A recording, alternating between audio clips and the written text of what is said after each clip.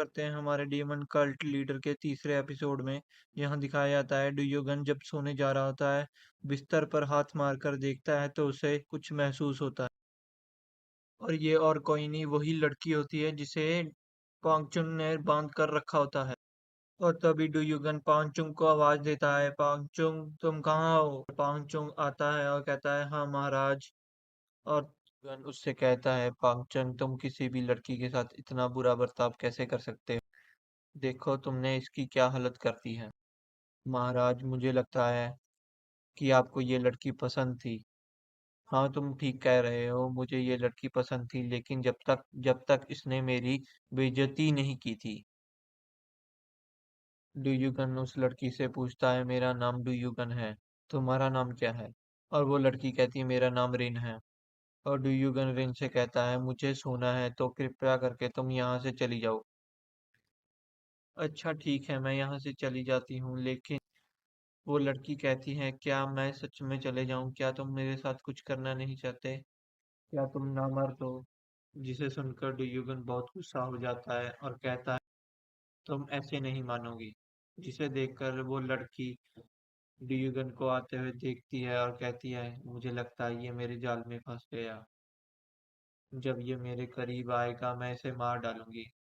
लेकिन डुयुगन रिन को पकड़ और उसे जमीन पर पटक देता है और मैंशन से लात मारकर बाहर फेंक देता है। इतना सब होने के बाद भी युगन सो नहीं पाता और जंगल में झरने के पास चला जाता है और खुद से ही बातें कर रहा होता है और कहता है, मैं उस बेवकूफ लड़की के कारण सो नहीं पाया।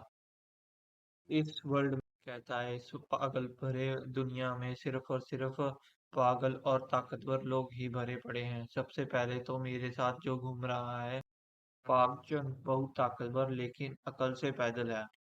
वो बहुत ताकतवर है, उसने अकेले ने ही इतने सब लोगों को अकेले ही धूल चटा दी है। जिसे देखकर तो मैं हैरान हो गया हूँ कि कोई आदमी इतना भी ताकतवर हो सकता है। और दूसरी तरफ मैं हूँ जिसे कुछ भी नहीं आता। मुझे सिर्फ एक ही मार्शल आर्ट्स आता है। इस दुनिया पे सिर्फ एक ही मार्शल आर्ट्स आना बहुत ही बेकार बात है। अगर मैंने जल्द ही कुछ नहीं किया तो मेरा अंत बहुत ही बुरा होगा। मुझे जल्द से जल्द ताकतवर बनना होगा कि मुझे कोई भी ऐरा गैरा मार कर चला ना जाए। और हम तभी देखते हैं एक आदमी को जो पेड़ के पीछे छुपा होता है। ड्यूगन कहता है, तुम कौन हो? सामने आओ। हमें पता चलता है ये और कोई नहीं, पाकचन है। पाकचन कहता है, महाराज जल्दी चलें, यहाँ बहुत ठंड है, हमें लगता है आपको अंदर जाकर आराम करना चाहिए। लेकिन ड्यूगन उसे बैठने के लिए कहता है। ड्यूगन पाकचन से पूछता है, इस मार्शल वर्ल्ड में मेरे फादर बहुत ताकतवर और सबसे ताकतवर इंसान थे। वो डीमन कल्ट के लीडर डीमन असुरा थे। तो उन्होंने सिर्फ मुझे एक ही मार्शल आर्ट्स क्यों सीखने दी? बाकी मार्शल आर्ट्स क्यों नहीं सीखने दी? इतने बहरहान मार्शल वर्ल्ड में सिर्फ एक मार्शल आर्ट्स आना बहुत ही बुरी बात है। उन्होंने सिर्फ मुझे एक ही मार्शल आर्ट सीखने दी, द हिडन स्पिरिचुअल अटैक। मेरे पिता क्या सोच रहे थे? महाराज आपका मार्शल आर्ट्स कोई कमजोर मार्शल आर्ट नहीं है और आपके पास इंटरनल एनर्जी भी बहुत है। मार्शल वर्ल्ड में रहने के लिए इंटरनल एनर्जी काफी नहीं, मुझे मार्शल आर्ट्स भी आनी चाहिए जो इतनी ताकतवर हो मैं किसी का भी सामना कर दूं। ऊपर से मैं अब डीमन कल्ट के पीछे भी हूँ। डीमन कल्ट के लोग मुझे पीछे पड़े हुए हैं। पीछे मेरे डीमन कल्ट के खुद के मेंबर ही मेरी जान के दुश्मन बने हुए हैं। पाक चुंग जवाब दो, क्या मेरे फादर ने सिर्फ एक ही मार्शल आर्ट क्यों सीखने दी? तो पाक चुन जवाब देता है, महाराज क्योंकि वो आपको सबसे ताकतवर इंसान और ताकतवर मार्शल आर्ट्स मास्टर बनाना चाहते थे। वो चाहते थे कि आप सबसे ताकतवर मार्शल मास्टर बने, आपकी ताकत के सामने सब छोटे लगें। तो डुयुगन कहता है, ये सब बकवास है।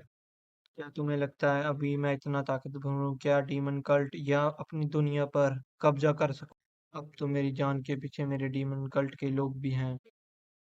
क्या तुम कह सकते हो कि मैं इतना ताकतवर हूँ कि ये मैं डीमन क्लैन के लोगों का सामना कर सकूं? तो पाकचन उसे कहता है, महाराज मुझे इसका जवाब नहीं पता, लेकिन मुझे पता है वक्त आने पर इस सब का जवाब आपको मिल जाएगा। मुझे लगता है अब हमें चलना चाहिए। रात बहुत हो गई है, मुझे लगता है हमें सो जाना चाहिए क्योंकि हमें सुबह होकर ग्रीन फॉरेस्ट के मेन बेस पर भी तो जाना है।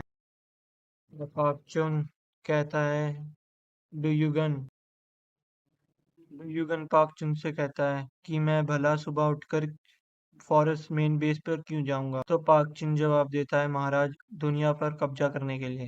जिसे सुनकर ड्यूगन गुस्सा हो जाता है और पाक चुनका पर हमला करने के लिए कूद पड़ता है। लेकिन ड्यूगन खुद जख्मी हो जाता है और पाक चुन को तो कुछ होता भी नहीं। ये मुझे लगता है पाक चुन दिमाग खराब हो गया है। पहले तो ये मुझे कह रहा था कि डीमन कल्ट का लीडर बनो, अब ये कह रहा है कि हमें दुनिया पर कब्जा करना हो। अब पाक चुन कहता है, ड्यूगन महाराज लगता है हमें अब चलना चाहिए। सीन कट होता है और हमें दिखाया जाता है पाक चेन और डुयुगन दोनों ही सुबह कैरिज में बैठकर मेरन फॉरेस्ट के मेन बेस पर जाने के लिए निकल जाते हैं। जहां कैरिज में बैठ के डुयुगन कह रहा होता है कि ये मुझे फॉरेस्ट के मेन बेस पर लेके जा रहा है, लेकिन इसमें मेरी भी कोई मर्जी नहीं है। कुछ देर बाद हमें बताया जाता है कैरिज में डुयुगन अकेला नहीं, रिन भी है जिसका मुंह सूजा हुआ है। रिन डुयुगन से पूछती है, तुम जैसों के साथ मैं कहाँ जा रही हूँ।